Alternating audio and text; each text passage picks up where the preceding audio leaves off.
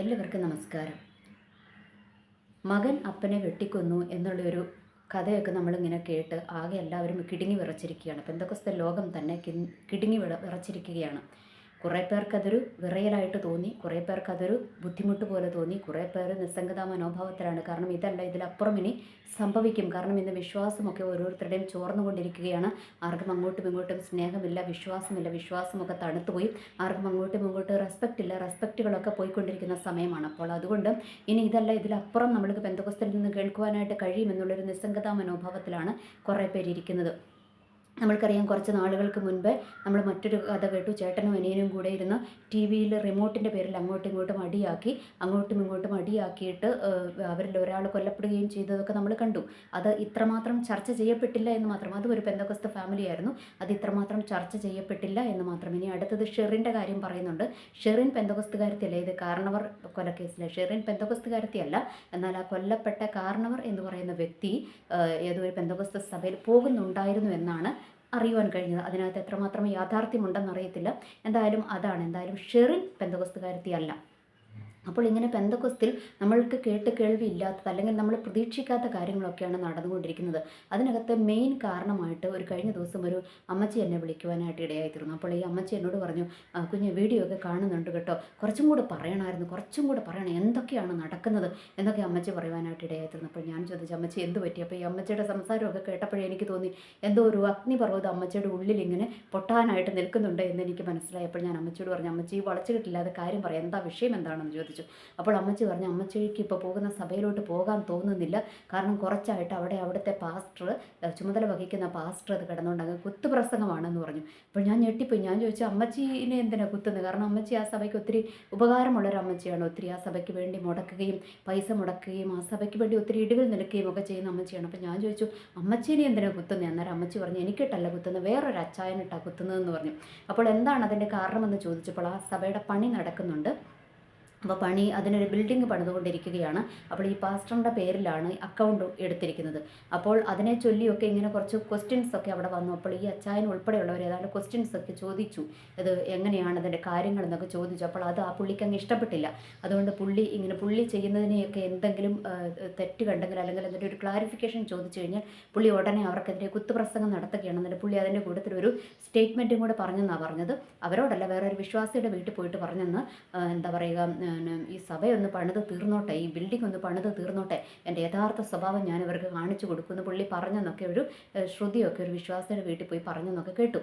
അപ്പോൾ ഈ അമ്മച്ചി ഈ കാര്യങ്ങളൊക്കെ എൻ്റെ അടുത്ത് പറഞ്ഞു. അപ്പോൾ ഞാൻ പറഞ്ഞു വരുന്നത്, നമ്മൾ ദൈവത്തിൻ്റെ സഭ എന്ന് പറയുന്നത് സഭ ദൈവത്തിൻ്റെ ആണല്ലേ. ദൈവം പണിത സഭയാണെങ്കിൽ ദൈവത്തിൻ്റെ സഭയാണ്. ഓക്കെ, അപ്പോൾ അങ്ങനെയുള്ള സഭയുടെ പുൾപ്പിറ്റിൽ കയറി നിന്ന് ദൈവത്തിൻ്റെ വചനമാണ് പ്രസംഗിക്കേണ്ടത്. എന്ന് വെച്ചാൽ അവിടെ കടന്നു വരുന്ന പല വിധത്തിലുള്ള മനുഷ്യന്മാർ കടന്നു വരും.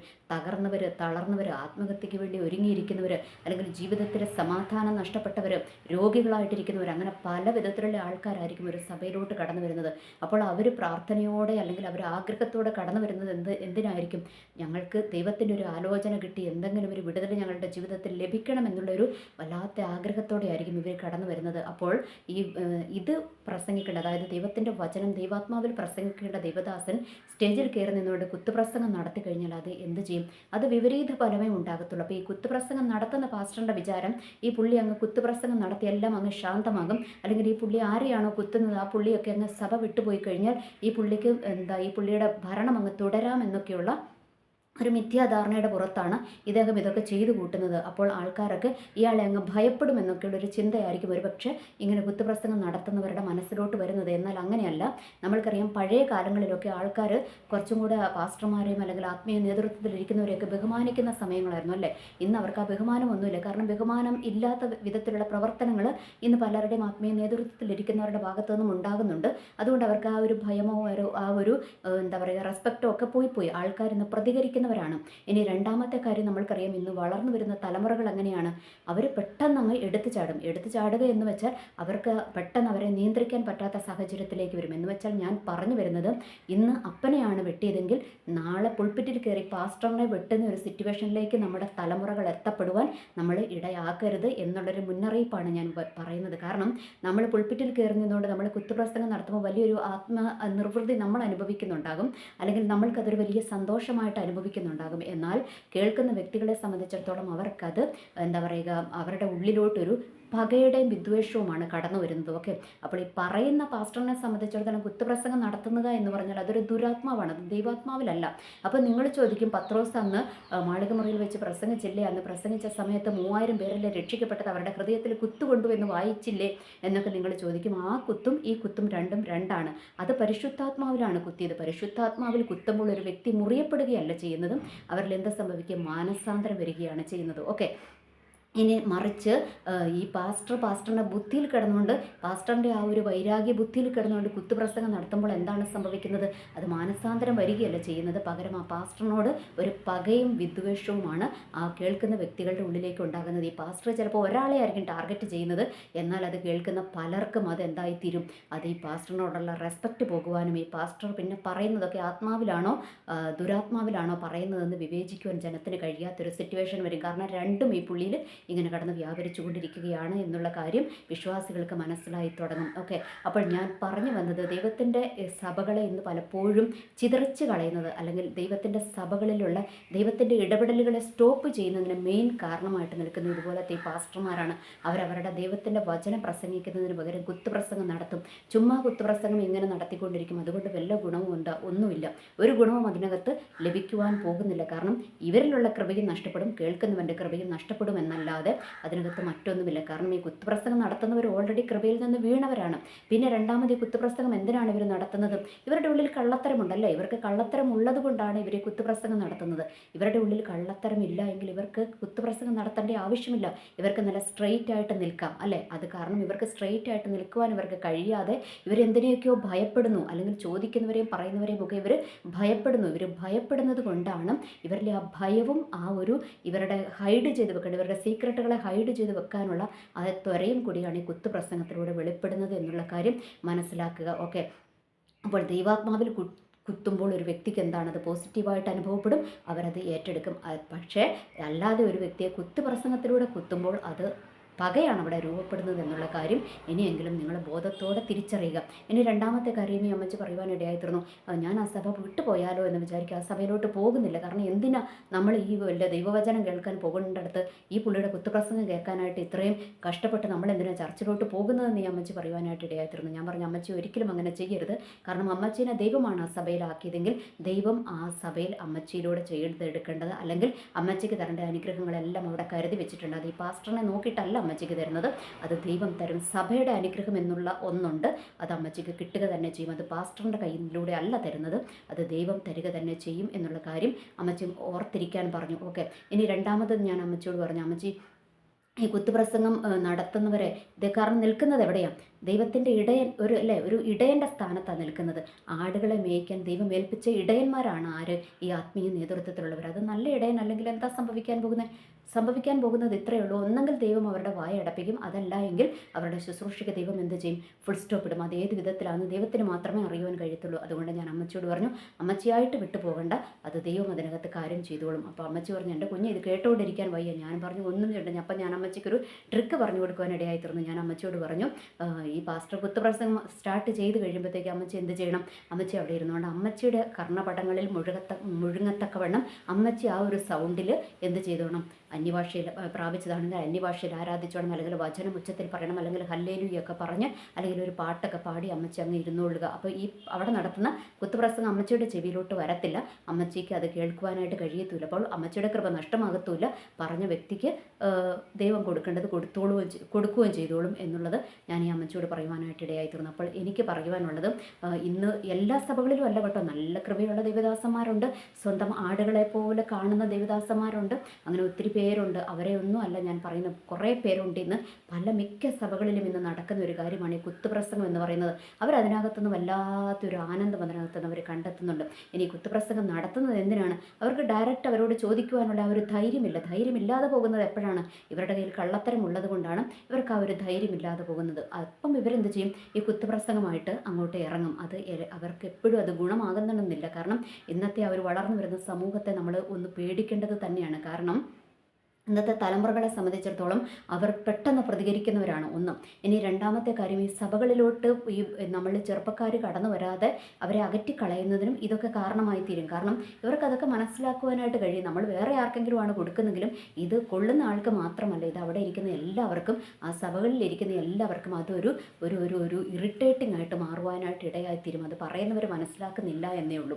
ഓക്കെ, അതവിടെ നിൽക്കട്ടെ. ഇനി ഞാൻ പറഞ്ഞു വരുന്നത്, ഞാൻ ഈ ട്രിക്ക് തന്നെയാണ് ഞാൻ നിങ്ങളോടും പറയാനുള്ളത്. ചില സഭകളിലുണ്ടാകും ചിലരിങ്ങനെ കുത്തുപ്രസംഗം നടത്തും. അപ്പം ഞാൻ അമ്മച്ചിയോട് ചോദിച്ചു, അമ്മച്ചി ആ പാസ്റ്ററിന് എത്ര വയസ്സുണ്ടെന്ന് ചോദിച്ചു. അന്നേരം അമ്മച്ചി പറഞ്ഞു, ആ പാസ്റ്ററിന് ഒരു 60-65 വയസ്സുണ്ട് കുഞ്ഞെന്ന് പറഞ്ഞു. അപ്പോൾ ഞാൻ പറഞ്ഞു, അമ്മച്ചി നമ്മുടെ ഒരു പണ്ടത്തെ ഒരു പഴഞ്ചൊല്ലുണ്ട്, ഈ 6ഉം 60 ഒന്നാന്ന് പറയും. എന്ന് വെച്ചാൽ 6 വയസ്സുകാരൻ്റെ പക്വതയുള്ളൂ ആർക്ക്? ഈ 60 വയസ്സുകാരൻ എന്നാണ് പറയുന്നത്. വെച്ചാൽ 6 വയസ്സുകാരൻ്റെ സ്വഭാവമാണ് 60 വയസ്സുകാരൻ. എന്ന് വെച്ചാൽ ഈ 6 വയസ്സുകാരൻ എന്താണ്? എല്ലാത്തിനും പിടിവാശി അല്ലേ, ഞാൻ പിടിക്കുന്നിടം ജയിക്കണം എന്നുള്ളൊരു പിടിവാശിയായിരിക്കും 6 വയസ്സുകാരൻ ഉണ്ടാകുന്നത്. അല്ലെങ്കിൽ കൂടുതൽ അങ്ങോട്ടും ഇങ്ങോട്ടും ഒന്നും ചിന്തിക്കാനില്ല. ഈ 6 വയസ്സുകാരൻ്റെ ബുദ്ധിയിൽ അത്രയേ ഉള്ളൂ, എല്ലാം ഞാൻ പറയുന്നത് എനിക്ക് കിട്ടണം, ഞാൻ പറയുന്നത് ജയിക്കണം എന്നുള്ളൊരു മൈൻഡാണ്. ഞാൻ പറഞ്ഞത് അത്രയേ ഉള്ളൂ, അങ്ങനെ വിട്ടേരെ. അപ്പോൾ ഈ 6ഉം 60ഉം ഒന്നാണ് എന്ന് പറയുന്നത് പോലെ അങ്ങ് വിട്ട് കളഞ്ഞേക്കാൻ പറഞ്ഞു. എന്നിട്ട് ഞാൻ അമ്മച്ചിയോട് പറഞ്ഞു, അമ്മച്ചി ഇങ്ങനെ അങ്ങ് ചെയ്തു, അമ്മച്ചി ഇരുന്നങ്ങ് പ്രാർത്ഥിച്ചോ, ദൈവം വേണ്ടത് ചെയ്തോളും എന്ന് പറഞ്ഞു. എന്നിട്ട് ഞാൻ അമ്മച്ചിയോട് പറഞ്ഞു, ഒരിക്കലും അമ്മച്ചി ചർച്ചിൽ പോകാതെ ഇരിക്കരുത്. കാരണം ചർച്ചിൽ പോകാതെ ഇരുന്നാൽ അവിടെ ജയിക്കുന്നത് പിശാച് ജയിക്കും അല്ലേ. ഈ കുത്തുപ്രസംഗം നടത്തുന്ന പാസ്റ്ററിൽ വ്യാപരിക്കുന്നത് എന്താണ്? പിശാചാണ്. അപ്പോൾ ആ പിശാച് അവിടെ ജയം എടുക്കുവാനായിട്ട് ഇടയായിത്തീരും. ഒരിക്കലും ആ പിശാചിന് നമ്മൾ ജയിക്കുവാൻ അവസരം കൊടുക്കരുത്. അവൻ്റെ മുൻപിൽ നമ്മൾ എന്ത് ചെയ്യരുത്? അടിയറവ് പറയരുത്. അതുകൊണ്ട് അമ്മച്ചി ഇനി പോകാതെ ഇരിക്കണമെന്ന് തോന്നുന്ന സൺഡേകളിൽ പോലും അമ്മച്ചി എന്ത് ചെയ്യണം? അമ്മച്ചി മുടങ്ങാതെ പോയിക്കോണം എന്ന് പറഞ്ഞു. അപ്പോൾ കുറേ കഴിഞ്ഞ് കഴിയുമ്പം ദൈവം അതിനകത്ത് ഇടപെട്ടോളും. അതുകൊണ്ട് അമ്മച്ചി ചെയ്യേണ്ട ഭാഗം ചെയ്യുക, കറക്റ്റായിട്ട് സഭയിൽ പോകാതിരിക്കരുത്. കുറച്ചും കൂടി ഉഷാറോടെ പോയിക്കോണം. എന്ന് വെച്ചാൽ അതിന് മുൻപേ പോകാതിരുന്നതിനെ കഴിഞ്ഞും കുറച്ചും കൂടി ഉഷാറോടെ അമ്മച്ചി സഭയിൽ പോയിക്കോണമെന്ന് ഞാൻ അമ്മച്ചിയോട് പറയുവാനായിട്ട് ഇടയായിത്തീർന്നു. അപ്പോൾ ഇത് തന്നെയാണ് എനിക്ക് നിങ്ങളോടും പറയുവാനുള്ളതും. ഒത്തിരി പേര് ഈ ഒരു വിഷമം അനുഭവിക്കുന്നുണ്ട് എന്ന് എനിക്കറിയാം. അപ്പോൾ നിങ്ങളോടൊക്കെ എനിക്ക് പറയുവാനുള്ളത്, നമ്മൾ എന്ത് ചെയ്യണം? ഇത് ഏത് വിഷയമാകട്ടെ, ഈ ഒരു വിഷയമല്ല, ഏത് വിഷയം നമ്മളുടെ ജീവിതത്തിൽ കടന്നു വരുന്ന വിഷയങ്ങളും ആകട്ടെ, പിശാചാണ് പ്രവർത്തിക്കുന്നത്, നമ്മൾക്കെതിരെ പിശാചാണ് പ്രവർത്തിക്കുന്നതെന്ന് മനസ്സിലായി കഴിഞ്ഞാൽ നമ്മൾ എന്ത് ചെയ്യണം? നമ്മൾ അതിനോട്, ആ പിശാചിനോട് നമ്മൾ എതിർത്ത് നിൽക്കുക തന്നെ വേണം. അവിടെ നമ്മൾ പത്തി താഴ്ത്തി പോവുകയല്ല ചെയ്യേണ്ടത്, നമ്മൾ കൂടുതൽ സ്ട്രോങ് ആയിട്ട് നമ്മൾ നിന്നോണം. അപ്പോൾ എന്ത് ചെയ്യും? അതാണ് പറഞ്ഞിരിക്കുന്നത്. ദൈവത്തിൻ്റെ വചനവും അതാ പറഞ്ഞിരിക്കുന്നത് അല്ലേ, പിശാചിനോട് എതിർത്ത് നിൽപ്പിൻ എന്നാൽ അവൻ നിങ്ങളെ വിട്ട് ഓടിപ്പോകുമെന്ന് പറഞ്ഞിരിക്കുന്നത്. അപ്പോൾ നമ്മൾ എന്ത് ചെയ്യണം? അതിനോട് നമ്മൾ എതിർത്ത് നിൽക്കണം. അത് ഏത് വിഷയമാകട്ടെ, നമ്മൾക്ക് പ്രാർത്ഥിക്കുവാൻ കഴിയാതെ നമ്മളെ വരുത്തുന്ന വിഷയമാണ്. പണ്ട് ഞാൻ ഓർക്കുന്നുണ്ട്, ഞാനൊരു പുതിയതായിട്ട് വിശ്വാസത്തിൽ വന്ന സമയത്താണ് ഇങ്ങനെ ഞങ്ങളൊക്കെ പ്രാർത്ഥിക്കാൻ നിൽക്കുമ്പോൾ ഒരു പാസ്റ്ററിൻ്റെ അടുത്ത് ഒരു അപ്പച്ചൻ വന്നിട്ട് പറയുന്നുണ്ട്, ഒരു പാസ്റ്ററിനോട് പറയുന്നുണ്ട്, പാസ്റ്റർ എനിക്ക് പ്രാർത്ഥിക്കാൻ പറ്റുന്നില്ല, എനിക്ക് ബൈബിളൊന്നും വായിക്കാൻ പറ്റുന്നില്ല എന്നൊക്കെ പറഞ്ഞു. എന്നിട്ട് അപ്പച്ചൻ പറഞ്ഞു, എനിക്ക് രാത്രിയാകുമ്പോൾ എനിക്ക് ഉറക്കമില്ല പാസ്റ്റർ, എനിക്ക് ഒട്ടും ഉറങ്ങാൻ പറ്റുന്നില്ലെന്ന് പറഞ്ഞു. അതാണ് അപ്പച്ചൻ്റെ മെയിൻ വിഷയം, രാത്രിയിൽ എനിക്ക് ഉറക്കം വരുന്നേ ഇല്ല എന്ന് പറഞ്ഞു. അപ്പോൾ പാസ്റ്റർ പ്രാർത്ഥിച്ചു. എന്നിട്ട് അത് കഴിഞ്ഞ് അങ്ങോട്ട് മാറിയപ്പം ഞാൻ ഈ അപ്പച്ചനോട് ചെയ്തിട്ട് അപ്പച്ചനോട്, അപ്പം ഞാൻ പുതുവിശ്വാസിയാണല്ലോ, അപ്പോൾ എനിക്കൊന്നും അറിഞ്ഞുകൂടല്ലോ. അപ്പം ഞാൻ എന്ത് ചെയ്തു? എനിക്ക് പെട്ടെന്ന് കിട്ടിയ ഒരു ആവേശത്തിൽ ഞാൻ അപ്പച്ചനോട് പറഞ്ഞു, മാറി നിന്നിട്ടാണ് ഞാൻ അപ്പച്ചനോട് പറഞ്ഞാൽ, പാസ്റ്ററിൻ്റെ മുന്നിൽ നിന്ന് പറയാഞ്ഞത് ഭാഗ്യം, പാസ്റ്ററിൻ്റെ മുന്നിൽ നിന്നെങ്ങാനും പറഞ്ഞായിരുന്നെങ്കിൽ എന്നെ അന്നേ പിടിച്ച് തള്ളി പുറത്താക്കിയേ ഒക്കെ. അപ്പം ഞാൻ അപ്പച്ചനോട് അങ്ങോട്ട് മാറി നിന്നിട്ട് ഞാൻ അപ്പച്ചനോട് പറഞ്ഞു, അപ്പച്ച ഒരു കാര്യം ചെയ്യുക, അപ്പച്ചന് ഉറങ്ങാൻ പറ്റുന്നില്ലെങ്കിൽ അപ്പച്ചന് ഈ ഉറക്കം വരാതിരിക്കുമ്പോൾ ബൈബിൾ എടുത്ത് വെച്ചിട്ടങ്ങ് വായിച്ചോളാൻ പറഞ്ഞു. ബൈബിൾ എടുത്ത് വായിച്ചു കഴിയുമ്പോൾ എന്താണ്? അപ്പം പിശാചാണ് അപ്പച്ചൻ്റെ ഉറക്കം കെടുത്തിയതെങ്കിൽ ആ പിശാച് അങ്ങ് വിട്ടുപോയിക്കോളും, അപ്പച്ചനെ പിന്നെ ബൈബിൾ വായിപ്പിക്കാതെ അങ്ങ് ഉറക്കാൻ നോക്കിക്കൊള്ളൂ എന്ന് പറഞ്ഞു. അപ്പോൾ അപ്പച്ചൻ്റെ ഉറക്കം വിട്ടുപോകത്തില്ല, അപ്പച്ചന് ഉറങ്ങാനായിട്ട് പറ്റുമെന്ന് പറഞ്ഞു. എന്നിട്ട് പിന്നെ ഒരു 2-3 ആഴ്ചയൊക്കെ കഴിഞ്ഞപ്പോഴത്തേക്ക് ഈ അപ്പച്ചൻ എങ്ങനെയോ തേടി പിടിച്ച് എൻ്റെ അടുത്ത് വന്നിട്ട് എന്നോട് പറഞ്ഞു, മോള് പറഞ്ഞതുപോലെ തന്നെ ഞാൻ ചെയ്തു കേട്ടോ, എനിക്ക് നല്ലപോലെ ഇപ്പോൾ ഉറങ്ങാൻ പറ്റത്തില്ല, ഞാൻ ബൈബിൾ എടുക്കുമ്പോഴേ എനിക്ക് ഉറക്കം വരുവാന്ന് അപ്പച്ചൻ പറയുവാനായിട്ട് ഇടയായിത്തീർന്നു. ഇപ്പം ഞാൻ വലിയ സംഭവമാണെന്നൊന്നും പറയാനില്ല, അത് ഞാൻ വിശ്വാസത്തിൽ വന്ന സമയം വന്നിട്ടൊരു 3-4 മാസം ആയിട്ടുള്ളൂ. അപ്പോൾ ആ ഒരു ആവേശത്തിലങ്ങ് പറഞ്ഞതാണ്. ഓക്കെ, അപ്പോൾ ഞാനും ഇത് തന്നെയാണ് എൻ്റെ ജീവിതത്തിൽ ഞാൻ ഫോളോ ചെയ്യാറുള്ളത്. നമ്മൾക്കെതിരെ പിശാച് എഴുന്നേൽക്കുന്നു എന്ന് കാണുമ്പോൾ സ്ട്രോങ് ആയിട്ട് അതിനോട് എതിർത്ത് നിൽക്കുവാൻ ഞാൻ ശ്രമിക്കാറുണ്ട്. എന്ന് പറയുന്നത് പോലെ നമ്മളും അങ്ങനെ തന്നെയാണ്. പിശാച് ഏതെങ്കിലും വിധത്തിൽ നമ്മൾക്കെതിരെ പ്രവർത്തിക്കുന്നു എന്ന് കണ്ടു കഴിയുമ്പോൾ നമ്മൾ എന്ത് ചെയ്യണം? അതിന് മുൻപിൽ അടിയറവ് പറയുവാനോ അവിടുന്ന് മാറിപ്പോകുവാനോ അല്ല നമ്മൾ നോക്കേണ്ടത്. നമ്മൾ അവിടെ തന്നെ സ്ട്രെയിറ്റ് ആയിട്ട് നിൽക്കുവാൻ നമ്മൾ തയ്യാറാകണം. അപ്പോഴെന്ത് ചെയ്യും? ആ പിശാച് മുട്ടുമടക്കും. ദൈവം നമ്മളിലൂടെ ചെയ്തെടുക്കേണ്ടത് ദൈവം ചെയ്തെടുക്കുകയും ചെയ്യും. കാരണം ദൈവത്തിന് വേണ്ടുന്നത് എന്താണ്? എന്തെങ്കിലും വരുമ്പോഴത്തേക്ക്, പ്രശ്നങ്ങൾ വരുമ്പോഴത്തേക്കും ഓടിപ്പോകുന്നവരെ അല്ല ദൈവത്തിന് വേണ്ടുന്നത്. ദൈവത്തിന് വേണ്ടുന്നത് ആരെയാണ്? അതിനോട് പ്രതികരിച്ച് ആ ഒരു പ്രശ്നങ്ങളെ ചവിട്ടി മുന്നേറുന്നവരെയാണ് ദൈവത്തിന് വേണ്ടുന്നത് എന്നുള്ള കാര്യം കൂടെ നമ്മൾ മറക്കാതിരിക്കുക. കാരണം ഇന്നത്തെ ഈ കാലഘട്ടത്തിൽ അങ്ങനെയുള്ളവരെയാണ് ദൈവത്തിന് ഉപയോഗിക്കാനുള്ളത് എന്നും നമ്മൾ മറക്കാതിരിക്കുക. എനിവേ, എല്ലാവർക്കും നല്ലൊരു ദിവസം ആശംസിക്കുന്നു. നന്ദി, നമസ്കാരം.